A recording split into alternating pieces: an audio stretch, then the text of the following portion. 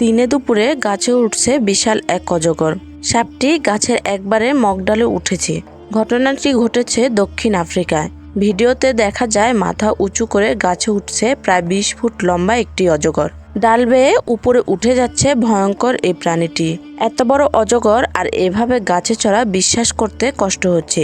শিকারের উপর অজগর যেভাবে আক্রমণ করে তার ধরন দেখে বোঝা যায় এই সাপটি বেশ বুদ্ধিমান প্রাণী।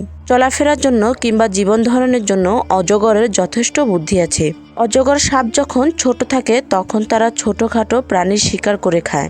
এই যেমন ইঁদুর, ব্যাঙ, পাখি দিয়ে শুরু করলেও বড় হওয়ার পর এই প্রাণীটি বাচ্চা গরু, ছোট কুমির, হরিণ, এমনকি মানুষও আস্ত গিলে খেতে পারে।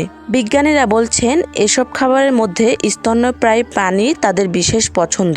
সাপ শীতল রক্তের প্রাণী, তাই তারা খাবার হিসেবে উষ্ণ রক্তের প্রাণী বেশি পছন্দ করে। দক্ষিণ আফ্রিকা সহ সারা বিশ্বে 10 থেকে 13 প্রজাতির অজগর সাপ দেখতে পাওয়া যায়। তার মধ্যে 3টি প্রজাতি পাওয়া যায় বাংলাদেশে। সবথেকে বেশি আছে বার্মিজ পাইথন, যা সিলেট থেকে শুরু করে টেকনাফ পর্যন্ত দেখতে পাওয়া যায়। আরেক প্রজাতির অজগর আছে রাজশাহী ও রংপুর বিভাগে। আর তৃতীয় প্রজাতির সাপটি দেখা যায় শুধুমাত্র চট্টগ্রাম অঞ্চলে।